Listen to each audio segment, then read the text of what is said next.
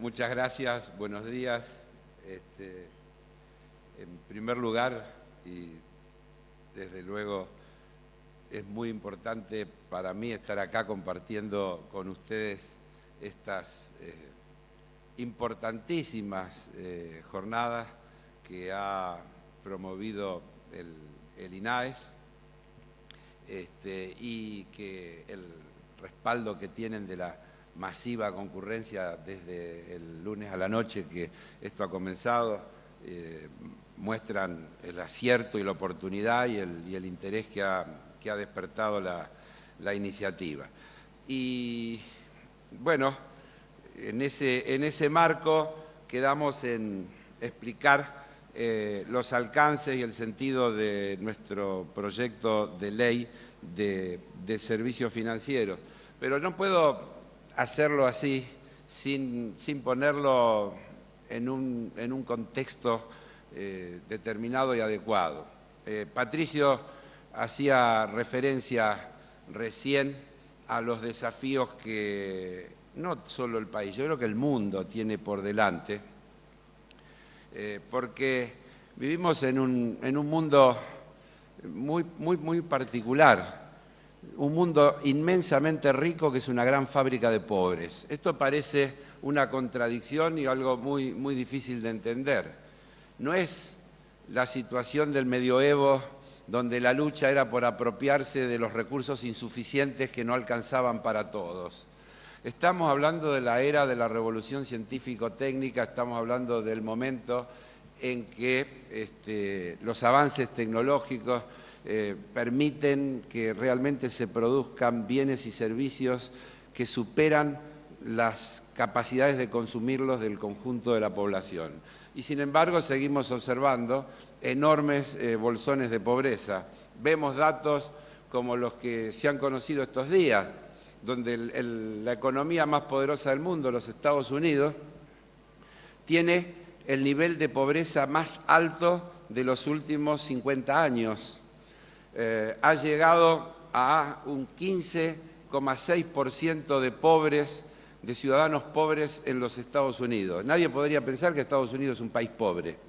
Sin embargo, 46 millones de ciudadanos que viven en ese país están bajo la línea de la pobreza.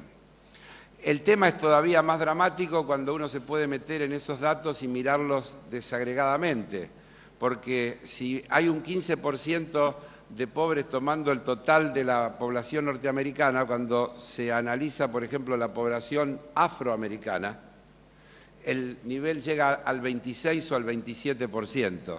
Es decir, 1 de cada 4 afroamericanos, la población negra de los Estados Unidos, está bajo la línea de la pobreza. Efectivamente, pasa lo mismo con los hispanos que viven allí, es decir, que vemos que además del problema de la injusta distribución y de la acumulación en los extremos, de una sociedad donde el 20% más pobre tiene el 3% del total de la renta y el 20% más rico el 50% del total de la renta, marca que el problema, la clave del tiempo que corre es cómo se distribuye. El mundo ha dado muestra suficiente de que está en condiciones de producir bienes suficientes, es decir, de acumular bienes suficientes para satisfacer las necesidades del conjunto de la población mundial. Pero la clave es que hay que cambiar las reglas de distribución. Y para cambiar las reglas de distribución hay que meterse con temas fundamentales. Este mundo, concebido bajo el dogma del capitalismo financiero, que pone la máxima rentabilidad como el objeto final de toda la actividad de la empresa humana, es inviable, porque inexorablemente lleva a un proceso de acumulación y concentración sin fin. Hay que revertir esa situación y allí aparece lo nuestro que yo estoy absolutamente convencido que es el futuro, y por eso tengo un enorme orgullo, una enorme satisfacción y un enorme desafío de tener que ser quien en nombre de nuestra región integre ese panel que va a hacerse en Naciones Unidas el 31 de octubre bajo el lema del año 2012 como el Año Internacional de las Cooperativas, pero con un tema muy concreto. Las cooperativas contribuyen, la empresa cooperativa como contribución a la construcción de un mundo mejor. Es decir, ya no pensar a la cooperativa como la rueda de auxilio para enmendar, digamos, las fallas o los errores del sistema capitalista. La empresa que se cae y entonces los trabajadores que se hacen cargo, que está bien como solución.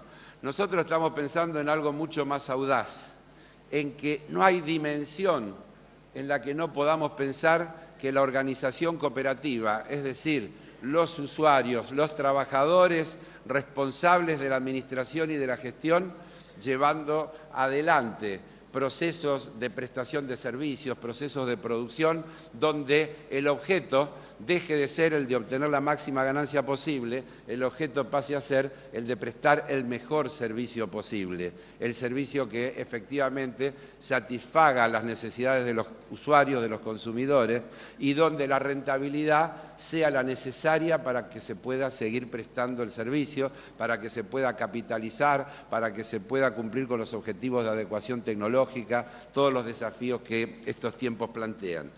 Y esto no es nuevo. Cuando la dictadura militar nos obligó a transformar nuestras cajas de crédito en bancos, el día de la inauguración del Banco Credit Coop, quien fuera su primer presidente, Nelson Giribaldi, lanzó una frase que nos sigue acompañando hasta el día de hoy. Asumimos el desafío de demostrar que eficiencia y democracia no son términos incompatibles. Y no estaba dicho en cualquier momento. Eso se dijo un 16 de marzo de 1979, en plena dictadura militar. De una dictadura militar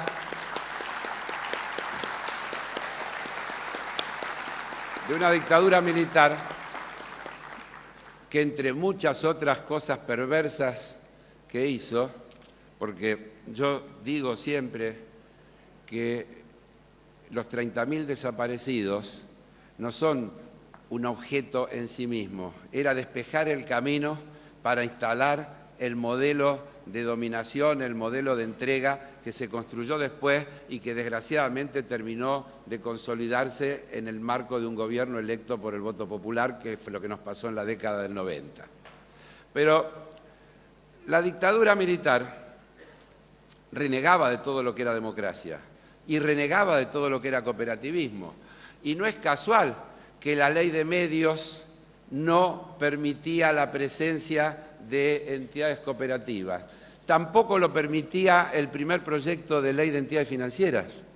El primer proyecto de ley de entidades financieras que nosotros conocimos decía que las entidades financieras solo podrán funcionar bajo la forma jurídica de sociedad anónima.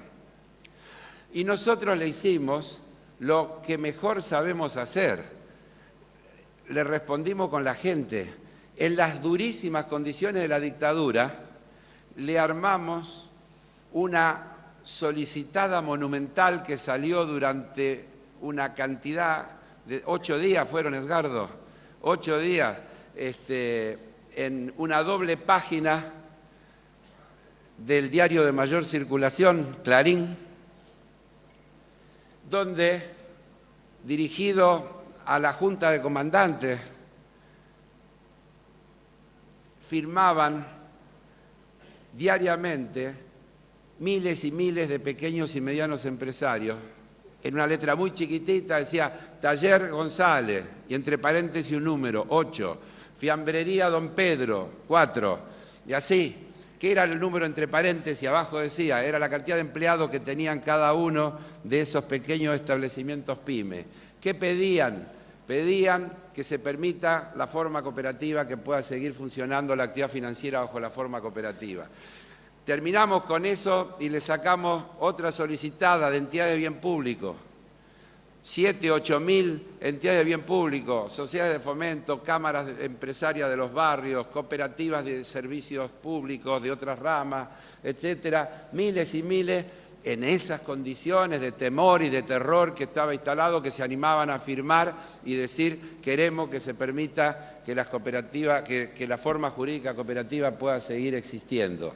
Y terminamos con una última solicitada de personalidades, donde 100 personalidades de la ciencia, de la cultura, del deporte, cada una con una pequeña frasecita y su firma, decía: pedimos que las cooperativas puedan seguir existiendo en el campo de la actividad financiera. Y logramos torcerles el brazo, nos llamaron. Nos llamaron porque se impactaron por esa respuesta que dimos y se abrió una negociación y se modificó el proyecto original y se permitió la actividad financiera organizada bajo la forma cooperativa. Claro que no pudimos ganar toda la batalla y vinieron normas de exigencia de capitales mínimos que nos llevaron a fusionar a esas cajas de crédito y a transformarlas y a conformar los bancos cooperativos. Y así nace esa experiencia del Credicop y de otros bancos cooperativos que luego termina todo consolidándose en ese proyecto que soy el Credicop. Por eso aquella frase, el desafío de demostrar que democracia y eficiencia no son términos, no son cosas incompatibles, que se podía gestionar una entidad manteniendo los principios de la democracia cooperativa y que al mismo tiempo se podía alcanzar los niveles de eficiencia que nos permitiera competir con la empresa privada, la empresa organizada con el objeto de obtener el máximo lucro posible. Nuestra gran satisfacción es que 32 años después nosotros podemos decir hemos demostrado que es posible hacer compatible la eficiencia y la democracia. Administramos una entidad que tiene 249 sucursales y en cada una de nuestras 249 sucursales hay una comisión local de administración compuesta por usuarios locales que tiene facultades, que coparticipa y que forma parte de toda la cadena de decisiones que nuestra organización toma. Mantenemos